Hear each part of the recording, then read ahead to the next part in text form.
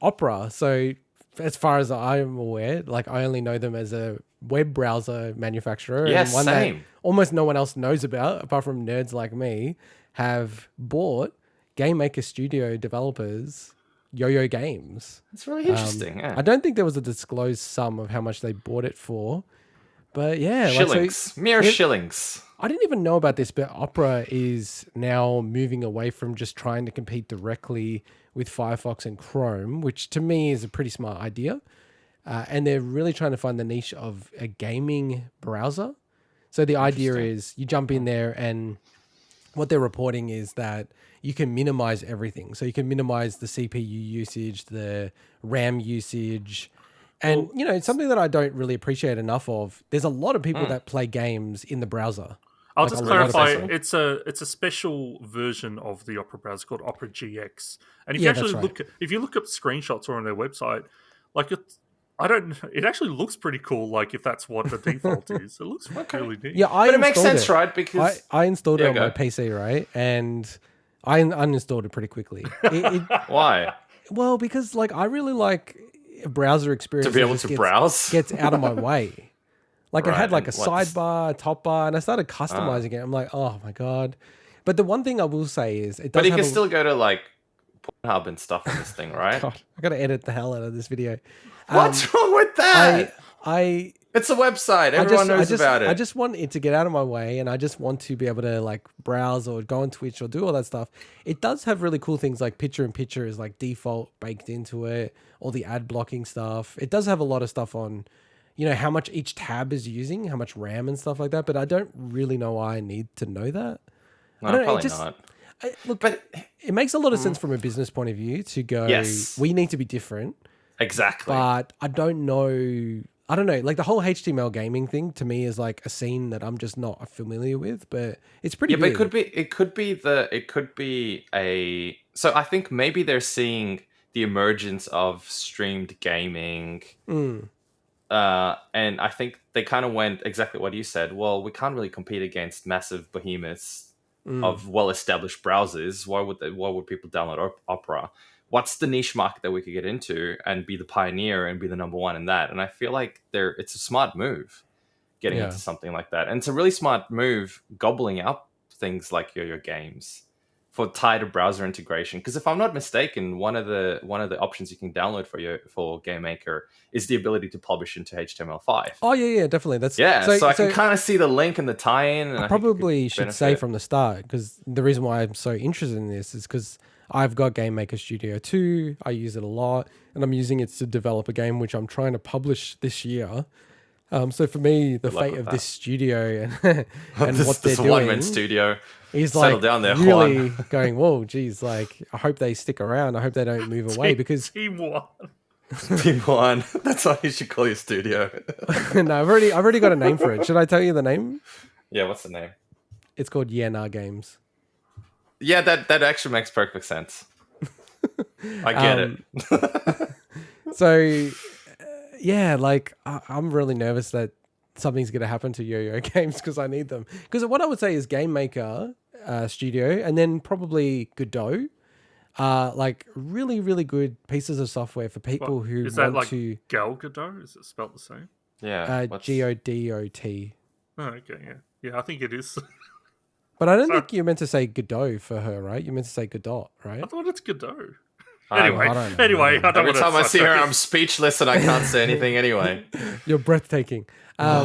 She's so hot. So yeah, for me, it's really important. And GameMaker, people have built like really amazing games with it, like Undertale, Rivals of Aether, Hyperlight Drifter, Downwell, like Spelunky, like really heaps of amazing games. So it's a very good system. If you want to come out AFL game, yeah, exactly. I think it's like if you don't have as much time, it's an amazing game, and you're very small. Like I wouldn't recommend it if you're trying to make a big game. Like you definitely want to use something like a Unity or Unreal Engine. You reckon you can make Cyberpunk in it? No, I don't think so. Okay. And it's also very much like, are you making a 2D game? If you're making a 2D game, it makes a lot of sense. If you're making a 3D game, Godot would be what I'd choose. Or Unity. There's some brilliant games that amazing games. Oh yeah, hell yeah. Look, I hope this actually just means it's gonna get even more investment and even more, energy behind it. I reckon it will. They're staying in Scotland. Yeah, and I hope nothing happens to it, because to be honest, if anything negative happens, because I do want to publish this on Switch at least, and just say they remove that functionality and only make it HTML and Windows, man, that would really annoy me. That would really, really annoy me. It could happen. So YoYo devs and owners, we don't care about you. Clearly, it's whatever Intergot gives a shit about whether it will affect him or not. If you lose your jobs, whatever, we don't care. You guys sold out. Too bad, so sad. As long as he could still make his game by the end of the year. They're millionaires, man. Well, we don't know. We don't know. Maybe, like I said at the start of the show, maybe they gave him shillings, shillings. They're definitely millionaires. Probably, of course, yeah, and well deserved, I reckon, because it's an amazing tool. Oh, it's awesome. Because have you decided where you're making your game? I've decided when I'm making my game, and it will probably be sometime mid-December. No, but what software are you going to use? No, GameMaker. I already bought it. You are making GameMaker? Yeah, I bought it. When he told me about it, I went straight onto the website. I hit that buy button, and that doesn't mean you made a game. Even though I shouldn't judge too much because I haven't done that much on my game. Well, I don't know. I think you've done a hell of a lot more than I did. Which is to stare at a blank screen, deciding if I should double click the GameMaker icon to start it. I don't know if it's got a good point and click. You're going to make a point and click game, right? No. If I was going to go down the adventure path game, there's a different engine I was going to use. What kind of game are you going to make? I'm probably going to go down the card making game, like a card game. Like, think Slay Spire. Nice. Something that's, I wouldn't say achievable, but more realistic. That is more realistic. It definitely isn't achievable, but yeah. Yeah. And when are you going to make a game, Swinny? Yeah, Swinny. Another one. I'm happy to consume games, not make them, not create them. What happened to your RPG that you made? Yeah. It's, What's it called again? Vanguard, Tales of the Swinny? It was called Vanguard Hearts. Vanguard Hearts, that's it. That's a cool name. That's such an RPG name. Really cool. It's a total RPG that's what game, it was, but that's what it was meant to be. I Well, know. it wasn't an RPG. It's a negative. So I was using RPG Maker 2000, and We're old. I probably sunk into, I don't know, about maybe, I reckon over 1,000 hours into making that thing. And I had a lot of fun, so it's not like it wasn't wasted. I had a lot of fun doing it. Yeah, of course. I just realized that's what it's about in the end. What I wanted to do, the experience. Oh, it's probably stored on some old hard drive somewhere. It's probably floppy disks somewhere. It may be on a hard drive that's failed now, so maybe I've lost it, but I don't know.